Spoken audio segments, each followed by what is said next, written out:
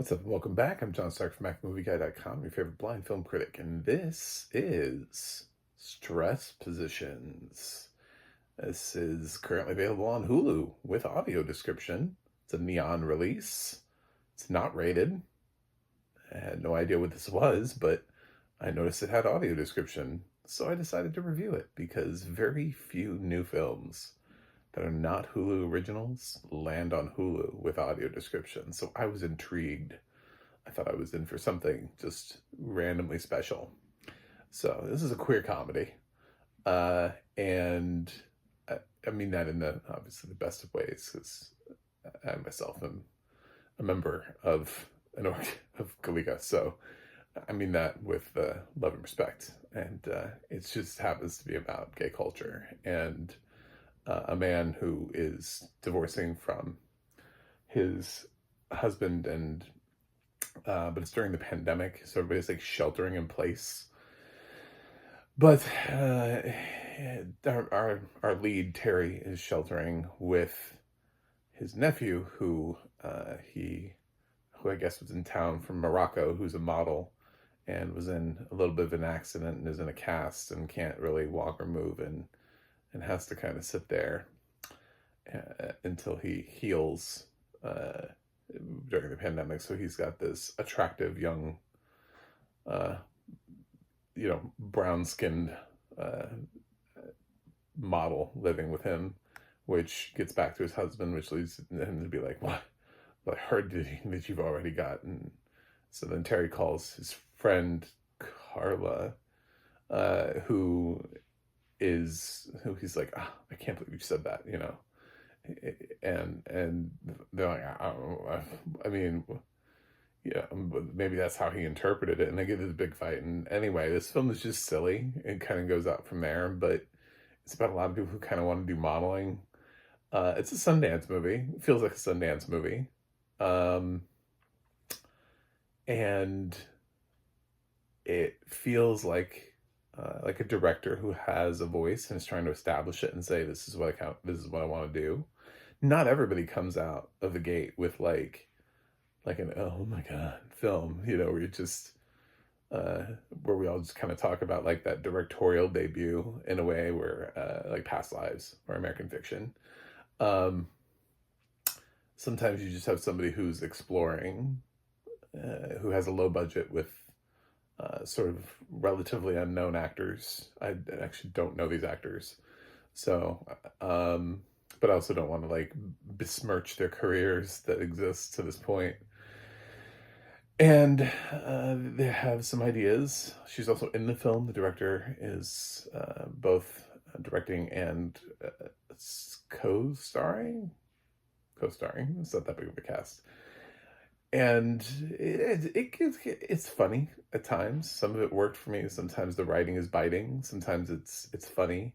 It's weird in 2024 to still be looking back on pandemic movies. This feels like the kind of thing that would have made it out like a year ago or 2 years ago. But we're still getting pandemic movies, and it's starting to feel a little bit long in the tooth. But it didn't bother me that much. I felt like everybody rushed to make them, and this is kind of like on the tail end. I'm sure this is not the last one. I'm sure we'll still have a few more. So,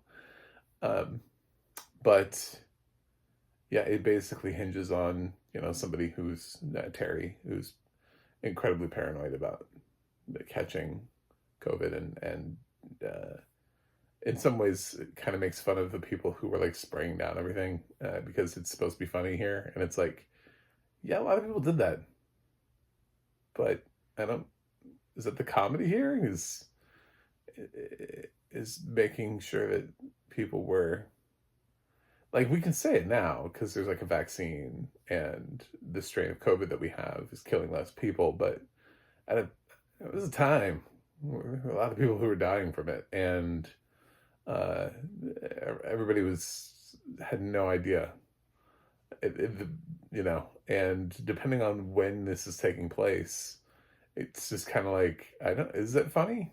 I don't know that it is funny, uh, you know, but So yeah, as and gay culture, the oddest thing was, I thought they were having this talk about gender, which led out the line, uh, "Everyone can't be trans," and which came from, I believe John Early's character said that, and I was like,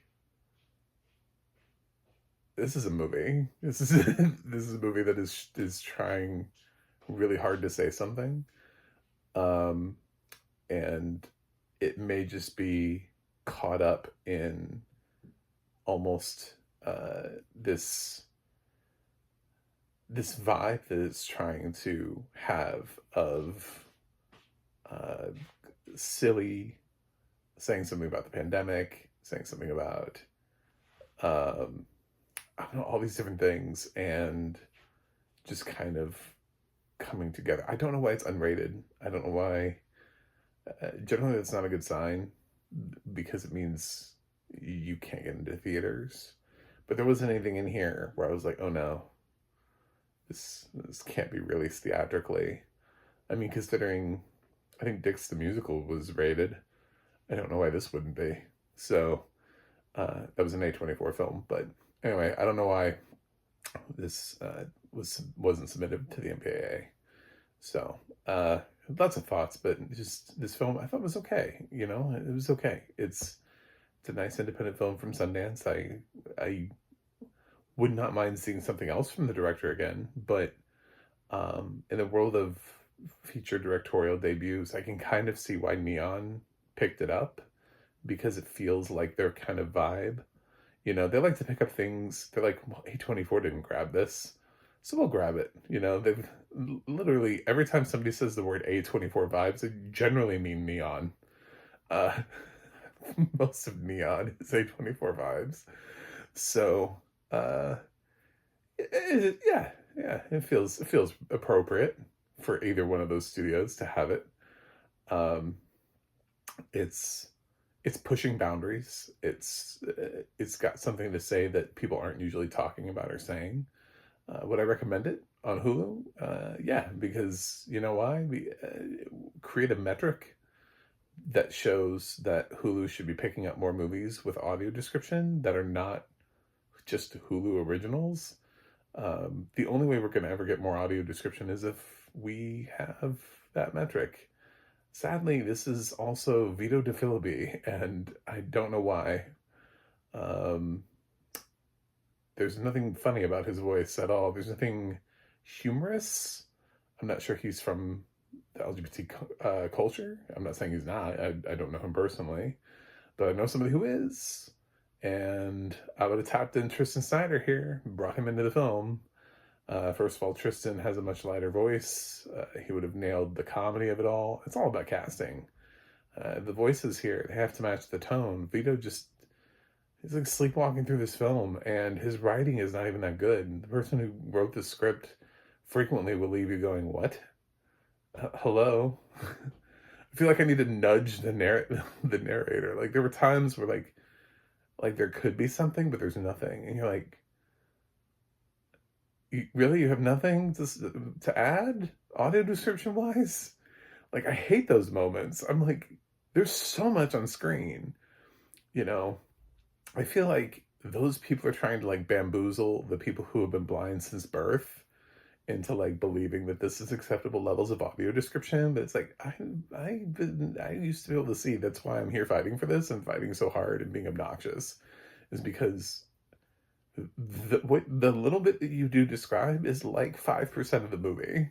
It's like 5% of what's on screen, 10%. You know, I mean, sometimes it's like the really important 10%, because it's like the main character and what they're doing. But there are other things that you could be describing. So when a writer takes an opportunity and there's like a long gap in silence, or a character's clearly moving about the room and we're not getting that character's description, it's very frustrating to think like, oh yeah, we should thank you for that with that audio. So that's also why I'm a little unenthused here. is because I really didn't like the audio description. So, um, yeah, I feel like Vito is like the who you're gonna call of uh, of really just desperately mediocre audio description, and there's really nothing wrong with his voice. He just has to be cast appropriately. There's really I end up being hard on him because this man is in everywhere he's not supposed to be. He's like in all of these things and all these genres, and he keeps narrating things where it's like, no, please don't. And he would be perfectly fine on documentaries. He has all the enthusiasm perfectly for a documentary. Great documentary narrator. There are plenty of nonfiction series that just kind of lay it out. Great, perfect for that. For a lot of those things, like he could narrate a nature documentary. Just the rabbit is moving across the room. He sees the deer. The deer. I mean, like he could do that easily. You know, I feel like he's already doing it. Anyway, this is Stress Positions. I am sorry, I don't have more to say on it. I was also really like 50% of the thoughts in my brain right now are related to the movie, and 50% are related to the fact that I really hated the audio description for this movie. So that's that. Yeah, it just taps out a lot, and it's just like, hello, wake up. Wanted to like poke, but anyway. So I think Stress Positions is fine. I don't know that it rewrote the book on indie film, but who knows? Maybe years later we'll find this film. But then again, I really like Dick's the musical, and nobody else did. So I don't know. I don't know what to say about this. I'm gonna give Stress Positions a B-. I thought it was fine. It's funny in some parts. It's got some funny lines to it and ideas and concepts. But man, this audio description track is just so deeply uninspired. Anyway, thanks for watching. Thanks for subscribing. And I will see you guys on the other side.